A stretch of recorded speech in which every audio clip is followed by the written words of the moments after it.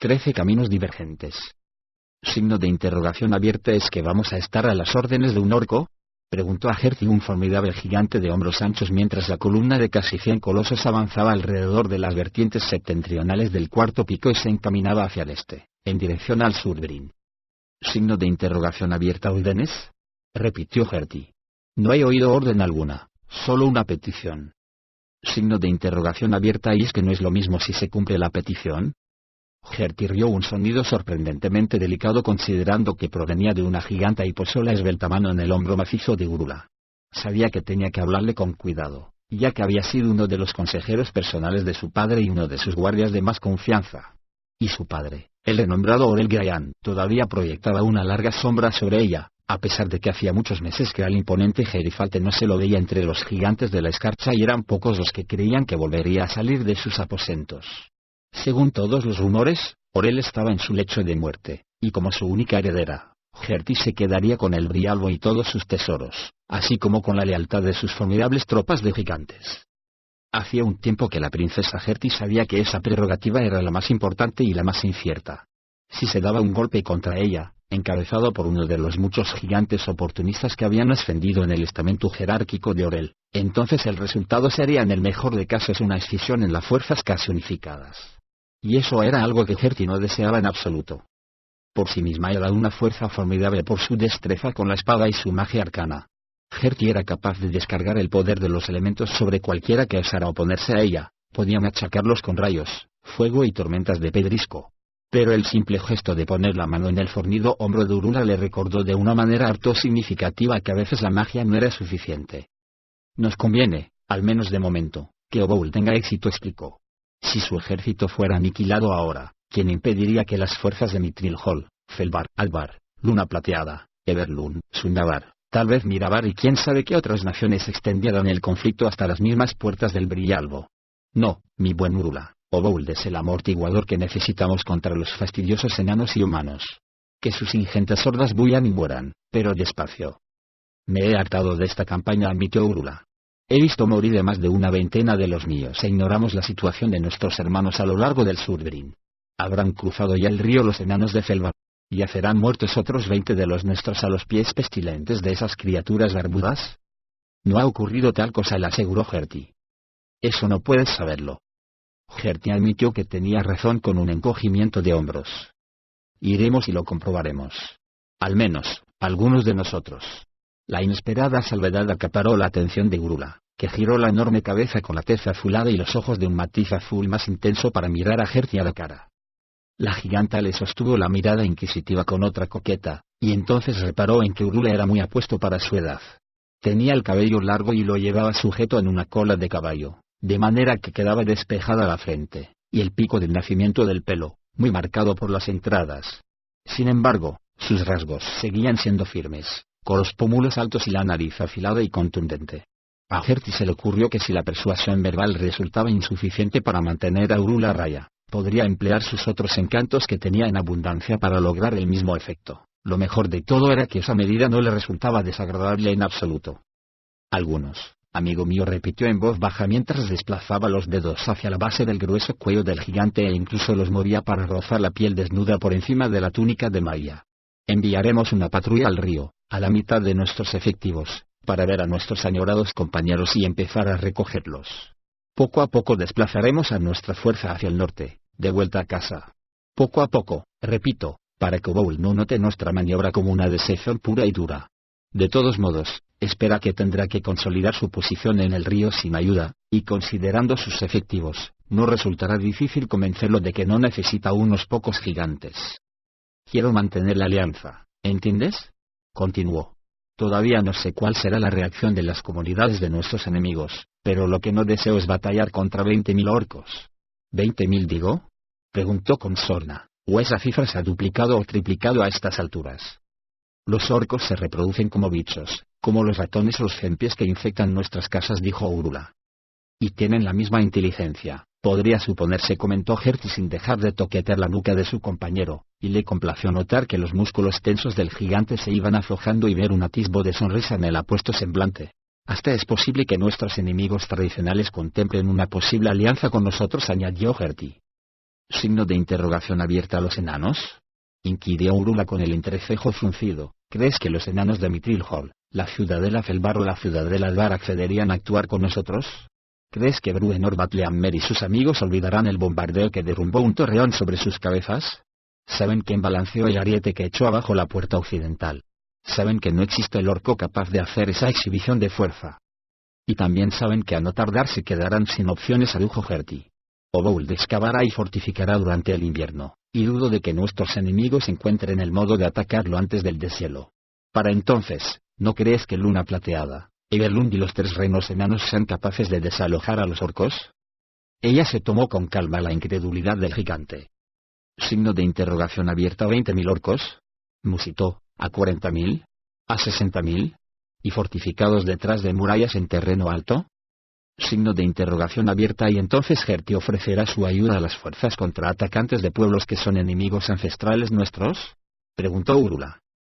Herti fue rápida, adoptando una actitud que denotaba que estaba lejos de llegar a tal decisión. No me cierro a cualquier posibilidad en beneficio de mi pueblo, explicó. Obould no es nuestro aliado. Nunca lo fue. Lo hemos tolerado porque era divertido. Quizá él piensa lo mismo de nosotros. De nuevo, la disciplinada Herti consiguió que el comentario incómodo por lo certero le resbalara por los anchos hombros. Sabía que tenía que caminar por una fina linca con todo su pueblo en su camino de regreso al Brillalbo. Sus gigantes y Obould habían alcanzado la victoria en su asalto al sur, pero, ¿qué habían sacado en limpio los gigantes de la escarcha? Obould había logrado todo lo que en apariencia deseaba. Había establecido una posición firme en las tierras de los humanos y los enanos. Y lo que era más importante e impresionante, su llamada a la guerra encontró eco y unió a muchas tribus orcas, a las que había tomado bajo su poderoso control. Pero el ejército, a pesar de todas esas conquistas, no había obtenido un botín tangible, canjeable. No se había apoderado de Mithril Hall y tampoco de sus tesoros. Los gigantes de Herti no eran como los secuaces de Obould. Los gigantes de la escarcha no eran orcos estúpidos. Ganar en el campo de batalla les bastaría a los orcos incluso si sus bajas quintuplicaban las del enemigo. El pueblo de Herti exigiría que se le demostrara que la marcha al sur había valido el precio de docenas de vidas de gigantes. Herti miró la fila que tenía delante, hacia el Pegaso. Sí, el animal era un trofeo digno del Brillalbo. Decidió que pasearía al equino ante su gente con frecuencia. ¿Recordaría a los suyos los beneficios de librarse del fastidioso Withergrow y de las gentes de Sayos? Les explicaría hasta qué punto era mucho más segura su plácida tierra entonces, después de haber hecho retroceder tan al sur a los enanos y los humanos. Era un comienzo, comprendió la giganta. Le sorprendió la blandura conforme su conciencia empezó a arrastrarse lentamente fuera de la oscuridad, ya que siempre había esperado que los salones de Moradin estuvieran calientes por el fuego, pero que fueran duros como la piedra. Nikwilik rehulló y se meneó, y notó que el hombro se le hundía en una gruesa manta mientras que debajo de él oía los chasquidos de ramitas y el crujido de hojas secas. El enano abrió los ojos de golpe y a continuación los volvió a cerrar de inmediato, prietos los párpados para proteger las pupilas de la hiriente luz del día. Durante ese fugaz instante de visión, en ese fugaz atisbo de su entorno, Nikwilik se dio cuenta de que se encontraba en una densa floresta caducifolia, hecho que incrementó más aún el desconcierto del enano, puesto que no había bosques cerca de donde se había caído, y lo último que había esperado encontrar en los salones de Moradin eran árboles y cielo abierto. En Tuilbeinway oyó decir a una voz suave y melódica que reconoció como elfa. Nikwilik mantuvo cerrados los párpados mientras repetía las palabras para sus adentros. Como mercader de Felbar, Nikwilik había tratado con gentes de otras razas, elfos incluidos. Beinway.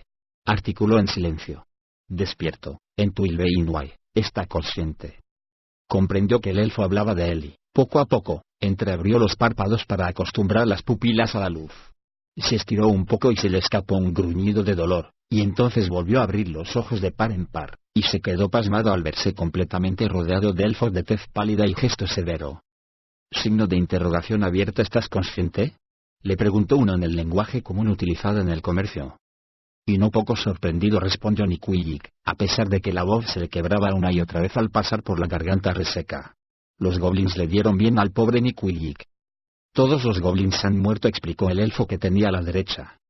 Ese elfo, que al parecer era el cabecilla, despidió a todos los demás, excepto a uno, con un gesto de la mano, y después se inclinó para que Nikwilik pudiera verlo mejor. Tenía el cabello negro y liso, y los ojos de un color azul oscuro, demasiado juntos, en opinión del enano. Las cejas angulosas casi se unían sobre la afilada nariz en un oscuro trazo en forma de V, y hemos curado tus heridas, añadió en un tono de voz que sonaba chocante por lo sosegada y tranquilizadora habida cuenta del gesto ceñudo. Te recuperarás, buen enano. Signo de interrogación abierta. ¿Me sacasteis de allí?, preguntó Niquilik. Los goblins me pillaron en el río y matamos hasta el último de ellos, le aseguró el elfo. Signo de interrogación abierta. ¿Y quiénes sois vosotros?, preguntó. Soy Ralien, del bosque de la luna, y este es Altelenia. Cruzamos el río en busca de dos de los nuestros. Quizá los de Mithril Hall los hayáis visto. No soy de Mithril Hall, sino de la ciudadela Felbarles, informó Niquilik, que aceptó la mano que Ralien le tendía y dejó que el elfo lo ayudara a incorporarse con cuidado hasta quedarse sentado. Nos atacó esa bestia, Oboul, y fue Bruenor quien nos rescató a mí y a mi amigo Tred. No he visto a vuestros amigos, lo siento. Los dos elfos intercambiaron una mirada. Viajaban en grandes caballos voladores en el río Altelenia. A lo mejor los divisaste de lejos, a gran altura en el cielo.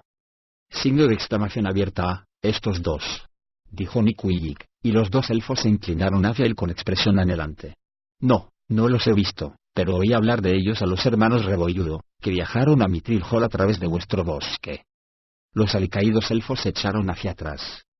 Signo de interrogación abierta. ¿Y el reino enano sigue en manos de Bruenor?, preguntó Ralien al mismo tiempo que Altelenia se interesaba por un gran fuego que vimos estallar en el cielo occidental. Sí, a las dos cosas, contestó el enano. Ese fuego era gnomo, y habría hecho sentirse orgulloso a un dragón. Tienes muchas cosas que contarnos, buen enano, comentó Ralien. Me parece que es lo menos que os debo, convino Niquilik. Se estiró un poco más, chasqueó los nudillos, la nuca y los hombros unas cuantas veces antes de acomodarse con la espalda recostada en el tronco del árbol más cercano. Entonces, les relató su historia, desde la marcha con la caravana desde la ciudadela Felbar hacía ya semanas, hasta la desastrosa emboscada y su deambular al Tuntún, herido y hambriento, junto a Tred. Les habló de la generosidad de los humanos y de la amabilidad de Bruenor Gatleamer, que los encontró a los dos cuando regresaba para ser coronado de nuevo rey de Mithril Hall. Les contó lo ocurrido en Sayus y el osado rescate, y la inesperada ayuda de los enanos mirabareses, que iban de camino para unirse a sus parientes Gatleamer. Describió el enfrentamiento por encima del Valle del Guardián, estancado en un punto muerto, y describió con minuciosidad la escena de los cadáveres orcos apilados. A lo largo de su relato, los elfos permanecieron muy atentos, absorbían cada palabra con la expresión impasible. No denotaron emoción alguna, ni siquiera cuando Niquilik saltó de repente al describir la explosión provocada por Nanfole, una conflagración tan absoluta que había descabezado un espolón montañoso. Y así andaba la cosa. Por lo que vi la última vez, acabó Niquilik. Obould había hecho retirarse a Bruenor por la puerta del oeste, y Trois, orcos y gigantes le obligaban a hacer lo mismo por la puerta del este. Mithril Hall es una joya solitaria entre un montón de criaturas repulsivas. Los dos elfos intercambiaron una mirada, y su expresión no consoló al maltrecho enano. Después de más de una semana en marcha, Drifte y Novindil se encontraban en las estribaciones más altas de la columna del mundo. Herti y sus casi 3 de gigantes habían tomado un sendero sinuoso que conducía a tierras altas, pero habían avanzado con celeridad por el tortuoso camino. El desplazamiento les había dado a los dos elfos una buena perspectiva de los trabajos que se realizaban a lo largo del curso del Surbrin, y lo que habían visto no era tranquilizador. A lo largo de la orilla, en especial en todos los vados conocidos y cualquier otra zona en la que pareciera posible cruzar la corriente, se habían construido fortificaciones que se seguían mejorando de forma constante. La pareja de elfos intentó centrarse en la misión que tenían entre manos en ese momento y que era rescatar a Amanecer, pero no les resultó nada fácil, sobre todo a Novindil, que se preguntaba a menudo de viva voz si no tendría que cambiar de rumbo y cruzar el río desde una zona alta a fin de advertir a los suyos. Pero los elfos del bosque de la luna vigilaban cuidadosamente el Surbrin y, como Novindil tenía que confiar en que fuera así, ya estarían enterados de lo que se estaba tramando. Así pues, siguió con Drift, sin perder de vista el progreso de Herti, atentos por si se presentaba la oportunidad de llegar hasta Amanecer. Sin embargo, en todos esos días no se había dado tal oportunidad. Una vez que se encontraron en las montañas, en terreno más quebrado, mantener el contacto visual con los gigantes se fue haciendo más difícil. Varias veces Drift había convocado a Gwenwyvar para que se adelantara y localizara al grupo, a fin de estar seguros de que Novindil y él iban al menos a buen ritmo. Me temo que es una necedad, le dijo la elfa a Drift una noche.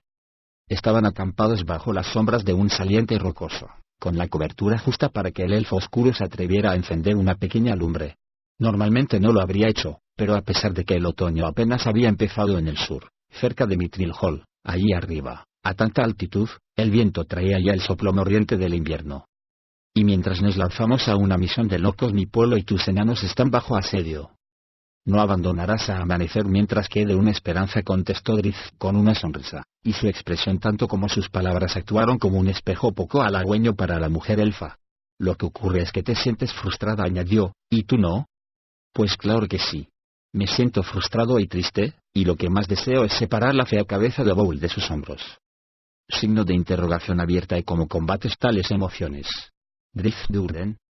El elfo oscuro hizo una pausa antes de contestar porque vio un cambio en los ojos de Innovindil al hacerle la pregunta y notó una clara alteración en el tono de su voz. Comprendió que se lo había preguntado para obtener una respuesta tanto para ella como para él mismo. Muchas veces, en los días que llevaban juntos, Innovindil se había vuelto hacia él para plantearle cosas como, ¿sabes lo que significa ser un elfo, Drizzt Do'Urden? Era evidente que esperaba ser una especie de mentora con él en lo concerniente a usos y costumbres elfos, y había lecciones que le alegraba aprender. También reparó, por primera vez con esa última pregunta, en que cuando Innovindil empezaba con su sutil sistema de enseñanza, acababa la pregunta llamándolo por su nombre completo. En momentos de reflexión contestó. Al alba, generalmente, hablo conmigo mismo en voz alta. A buen seguro que cualquiera que me viera pensaría que estoy loco, pero hay algo especial en pronunciar las palabras, en expresar de viva voz mis miedos, mi dolor y mi culpabilidad, algo que me ayuda a esclarecer esas emociones con frecuencia irracionales. Signo de interrogación abierta. ¿Irracionales? Mis ideas racistas respecto a mi propio pueblo, repuso Drizzt. Mi dedicación a lo que sé que es correcto. Mi dolor por la pérdida de un amigo o incluso de un enemigo. Eifain. Sí, no tuviste la culpa. Lo sé. Claro que lo sé. De haber sabido que era Eifain habría intentado disuadirla o derrotarla de un modo que no hubiese sido letal. Sé que fue ella misma la que provocó su muerte. Con todo, sigo sintiéndome triste y todavía continúa siendo algo doloroso para mí. ¿Y te sientes culpable? Un poco, admitió Drizzt. Innovindil, que estaba al otro lado de la lumbre, se incorporó, la rodeó y se puso de rodillas delante de donde Drizzt estaba sentado. Alzó una mano y le rozó suavemente la cara. Te sientes culpable porque tu naturaleza es apacible, Drizzt Do'Urden. Como lo soy yo, como lo era Tarathiel, como lo es la mayoría de elfos, aunque hacemos bien en disimular esos rasgos ante otros. Nuestra conciencia es nuestra salvación. Ese cuestionarnos todo, lo que está bien y lo que está mal, del acto y la consecuencia, es lo que define nuestro propósito. Y no te engañes a menudo, todo lo que tienes en una vida medida en siglos es cierto sentido del propósito. Y qué bien había llegado a conocer Drizzt esa verdad. Signo de interrogación abierta. ¿Expresas tus pensamientos después del hecho? Inquirió Innovindil. Tomas tus experiencias y las expones ante ti a fin de considerar tus propias acciones y sentimientos a la vista y a la luz reveladora de la percepción. En ocasiones. Y mediante ese proceso, ¿interioriza Drizzt Do'Urden las lecciones que ha aprendido? Al reafirmar tus actos, ¿adquieres más seguridad en ti mismo si se presentara otra situación similar?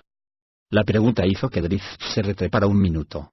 Tenía que creer que Innovindil había dado con algo.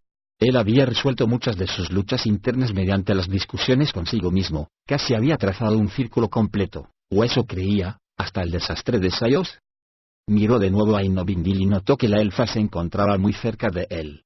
Percibía la calidez de su aliento. El cabello dorado parecía muy suave en ese momento, casi fulgente con la luz de la lumbre de fondo, y sus ojos, oscuros y misteriosos, pero a la vez rebosantes de intensidad. Ella alzó la mano y le acarició la cara con suavidad. Drizzt sintió acelerársele el pulso e hizo un gran esfuerzo para controlar los temblores. Creo que tienes una alma dulce y hermosa, Drizzt Do'Urden. Ahora entiendo mejor el difícil de camino que recorres y admiro tu dedicación. Entonces, ¿ya crees que sé lo que es ser un elfo? Le preguntó Drizzt, más para aliviar la repentina tensión que lo asaltaba, para alegrar el ánimo, que por otra cosa. Pero Innovindil no lo dejó escapar tan fácilmente. No dijo. Has pillado la mitad de la ecuación, la mitad que se ocupa de prever el curso de las cosas a largo plazo. Reflexionas y te preocupas, te exiges examinar honradamente tus actos y te combinas a darte respuestas sinceras. Los elfos jóvenes reaccionan y examinan, y a lo largo de ese camino honrado de autoevaluación, algún día llegarás a reaccionar a todo cuanto te salga al paso con la plena seguridad de que haces lo correcto. Drift se echó hacia atrás solo un poco, a la par que Innovindil continuaba adelantándose. Tenía la cara a menos de un dedo de distancia de la suya. Signo de interrogación abierta. ¿Y la mitad que no he aprendido?, inquirió, temeroso de que la voz le fallara a cada palabra que pronunciaba. Por toda respuesta, Innovindil se acercó más y lo besó. Drift no supo cómo responder. Se quedó sentado, pasivo, durante largos instantes, sintiendo la suavidad de los labios y la lengua de la elfa, la mano acariciándole el cuello y el cuerpo ágil pegado contra él. La sangre le palpitaba rauda por las venas y le pareció que el mundo giraba. Drift dejó incluso de pensar y se limitó a sentir. Empezó a devolver los besos a Innovindil y sus manos se deslizaron por el cuerpo de la elfa. Oyó un ahogado gemido que escapaba de sus propios labios, pero en realidad no fue consciente de ello. La elfa interrumpió el beso de repente y se apartó al mismo tiempo que interponía los brazos para impedir que Drift la siguiera. Miró al elfo oscuro con curiosidad un instante. Signo de interrogación abierta. ¿Y si está viva?, preguntó después. Drift iba a inquirir el porqué del cambio repentino, pero entonces el sentido de la pregunta se abrió paso en su mente. Su reacción fue balbucear unas palabras. Si supieras que Katy Brie está viva, entonces, ¿querrías seguir con esto?, le planteó Innovindil en un tono que casi se escuchó la coletilla de Drift Durden al final de la pregunta. A Drift le daba vueltas la cabeza. Pero, consiguió balbucir. Signo de exclamación abierta a Drift Durden. Siguió Innovindil. La elfa giró sobre sí misma y se puso de pie con gracilidad. Pasas demasiado tiempo bajo un control absoluto. Te planteas el futuro a cada movimiento. Signo de interrogación abierta. ¿Y eso es ser elfo?, preguntó Drift en un tono cargado de sarcasmo. Podría serlo, respondió ella. La elfa volvió a acercarse y se inclinó para mirarlo con aire travieso, pero directamente a los ojos. Según tu experiencia, el estoicismo significa ser elfo. Pero dejarse llevar de vez en cuando, amigo mío, significa estar vivo. Soltó una risita mientras se daba media vuelta y se apartaba. Fuiste tú la que se separó, no yo, le recordó Drift, e Innovindil se giró bruscamente hacia él. No contestaste a mi pregunta. Tenía razón y Drift lo sabía. Ni siquiera alcanzaba a imaginar las emociones divididas que lo habrían asaltado si hubieran llegado hasta el final. Te he visto ser temerario en el combate, prosiguió ella, pero, ¿en el amor? ¿En la vida? Con tus cimitarras tentarás la suerte y te enfrentarás a 10 gigantes. Pero, ¿eres igual de valeroso con tu corazón? Gritarás, iracundo, contra la ralea Goblin, pero, ¿te atreverías a gritar de pasión? Drift no contestó porque no tenía respuesta que dar. Bajó la vista y volcó una risita de desprecio hacia sí mismo. Se sorprendió cuando Innovindil volvió a sentarse a su lado y le pasó el brazo por los hombros en un gesto reconfortante. Estoy sola, dijo la elfa. Mi amante ha muerto y mi corazón se ha quedado vacío. Lo que necesito ahora es un amigo. ¿Eres tú ese amigo? Drift se inclinó hacia ella y la besó, pero en la mejilla. Por fortuna, contestó. Pero cuando juegas tan alegremente con mis emociones, ¿soy tu amigo o tu discípulo? Innovindil adoptó una actitud pensativa. Espero que aprendas de mis experiencias como espero aprender yo de las tuyas, dijo al cabo de un momento. Sé que mi vida se ha enriquecido gracias a tu compañía en estos últimos días. Confío en que puedas decir lo mismo. Drift sabía que no era menester que respondiera a eso. Rodeó a la elfa con su brazo y la trajo contra sí. Permanecieron sentados bajo las estrellas y dejaron que la ensoñación los calmara. 14. Reagrupación. Una nube colgaba suspendida sobre la cámara de audiencias de Mithril Hall. Se había expulsado a los orcos y la entrada occidental parecía estar asegurada. Y debido a su astucia y a las pociones explosivas de Nanfold había habido pocas bajas entre los enanos, tanto en el asalto inicial con el que los orcos se habían abierto paso en la cámara como en el contraataque que los había sacado al exterior. Sin embargo, había llegado información del sur que era a la vez esperanzadora y trágica. Bruenor Batlehammer se situó delante del trono, erguido y seguro, puesta en él la atención de todos los presentes, desde los guardias alineados en la cámara hasta los numerosos ciudadanos y refugiados que aguardaban junto a las puertas, a la espera de que el rey los recibiera en audiencia. A un lado de Bruenor estaban Cordio y Stumpet, los dos clérigos principales del clan. El monarca les hizo una seña, y Cordio sumergió rápidamente una gran jarra en el barril del agua sagrada enana, un aguamiel dulcísimo. Por toda la cámara, los asistentes se afanaron en repartir la bebida para que todos los presentes, hasta los 3 que no eran enanos regis, Nulfgar y Nanfogle, tuvieran una jarra en la mano cuando Bruenor alzara la suya en un brindis. Y es así que el general Dagna Waybeard, de Alvar y Mithril Hall, se reúne con su hijo en los salones de Moradun, proclamó Bruenor, por Dagna y por todos cuantos sirvieron a sus órdenes. Dieron la vida en defensa de vecinas y en combate con apestosos Troys. Hizo una pausa antes de alzar la voz para terminar con un grito: un buen modo de morir. Signo de exclamación abierta. Un buen modo de morir. Resonó la clamorosa respuesta. Bruenor vació su jarra de un trago, se la echó a Cordio y se sentó en el trono. No todas las noticias son malas, dijo Banach Buenaforja, que estaba sentado a su lado en una silla construida especialmente para acomodar las piernas que ya no lo sostenían. Signo de interrogación abierta. ¿Y eso?, preguntó Bruenor. Se vio a Lustriel en la batalla, contestó Banach, lo que no es moco de pavo. Bruenor miró al joven correo que había sido portador de las nuevas del sur. Cuando el rey envió a los enanos miravareses también había establecido una línea de comunicación que se extendía desde Mithril Hall y que la componía un equipo de corredores de relevo, de forma que las noticias llegaran rápidamente. Con los orcos fuera del reino subterráneo, el rey se esperaba una situación muy incierta y no estaba dispuesto a que lo pillaran por sorpresa desde ninguna dirección. Signo de interrogación abierta. Lustriel estaba ahí, inquirió al correo. ¿Pensamos que estaba ahí? Signo de exclamación abierta. Oh, la vieron, mi rey, contestó el enano. Llegó en un carro llameante y descendió del cielo envuelta en una bola de fuego.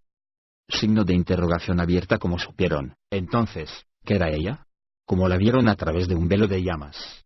Se atrevió a preguntar Namfole, que palideció y se echó hacia atrás. Todo el mundo se dio cuenta de que solo había pensado en voz alta. Sí, esa era Lustriel, les aseguró Bruenor al gnomo y a los demás.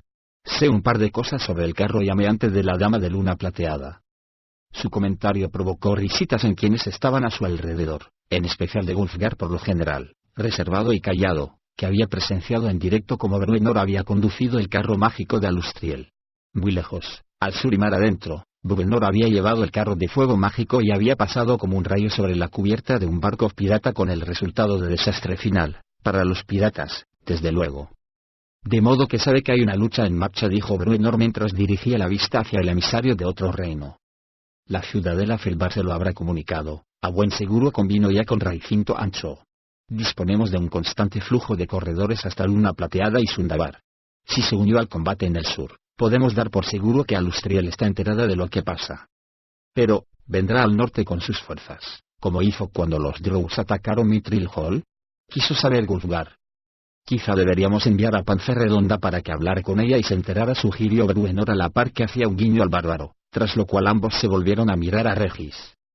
Saltaba a la vista que el alfil no se había enterado, porque siguió sentado muy quieto y muy callado, gacho la cabeza. Bruenor lo observó un instante e identificó el origen de su aparente consternación.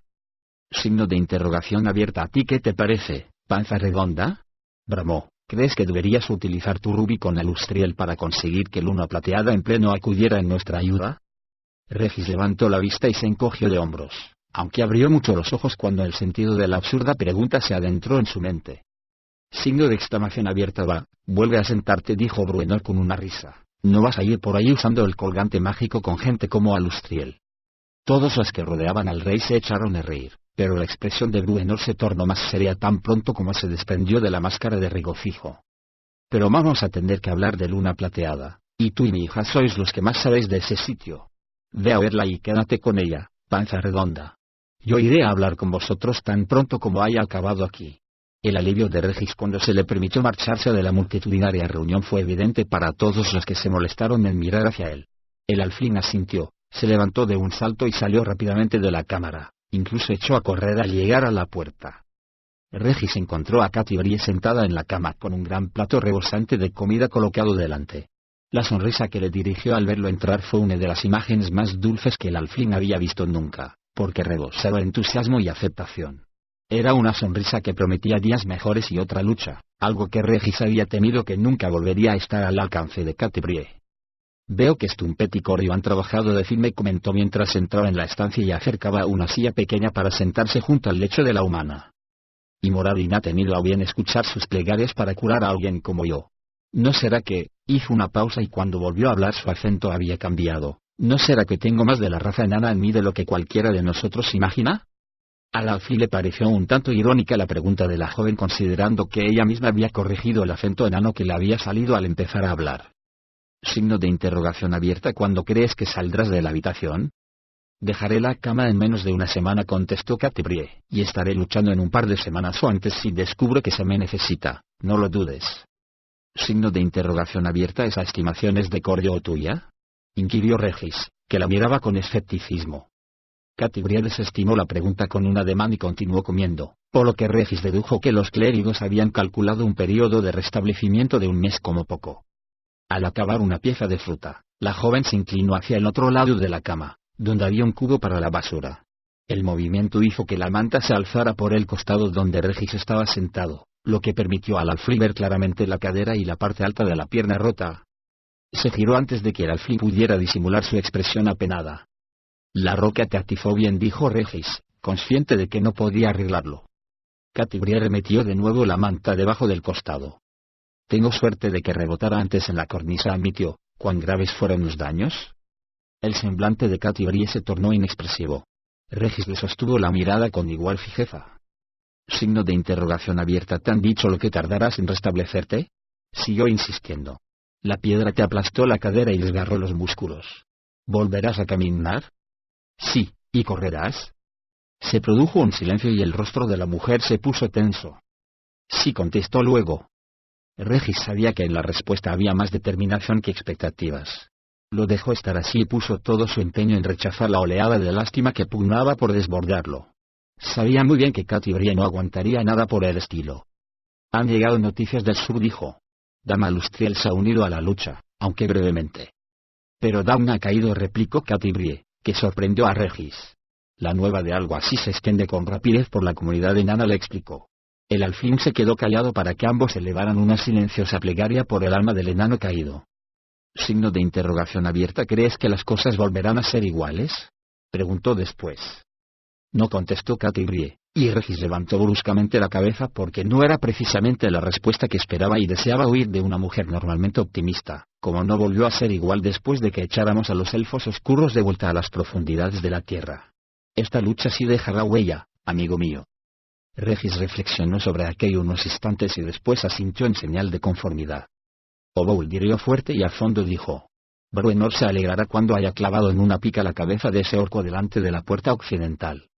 No todos estos cambios son malos, empezó Catibrie. Torgar está aquí con sus muchachos, se apresuró a poner como ejemplo Regis, y nos estamos relacionando con Felva como no se había hecho hasta ahora. Signo de exclamación abierta, ja.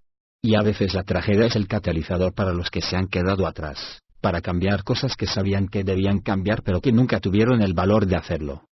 Algo en su tono y en la expresión lejana de su mirada indicó a Regis que muchas cosas rebullían tras los ojos azules de Catibrie, y no todas encajaban con lo que él y otros esperarían normalmente de la mujer.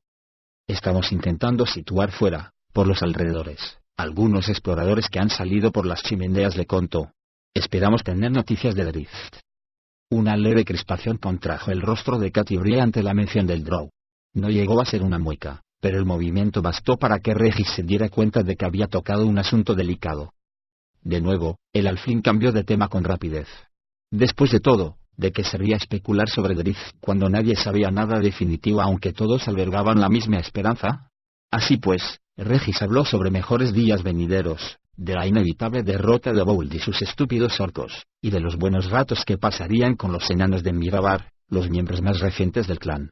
Habló de Tred y de la ciudadela Felbar, y de promesas y lealtades de profundo arraigo a ambos extremos de los túneles de la antípoda oscura. Habló de Iván y de Piquel, y también de Espíritu Elevado, la catedral que era su hogar, en las montañas Copo de Nieve, por encima de la ciudad de Carradón, en el lago Impresk. Iré a conocer ese lugar maravilloso, indicó repetidamente, con lo que provocó sonrisas por parte de Catibrie, hasta que la indujo a hablar también sobre aquel sitio, ya que Drift y ella habían visitado a Caderly y a Danica en una ocasión. Tras una hora, más o menos, sonó una llamada fuerte en la puerta, y Bruenor entró al momento. Tenemos nuevas de Felbar, anunció antes de haber saludado siquiera. Los corredores de Yaconray han regresado con la noticia de que Merus Warcorn se ha puesto en marcha. Signo de interrogación abierta. ¿Llegarán por los túneles orientales? Preguntó Regis.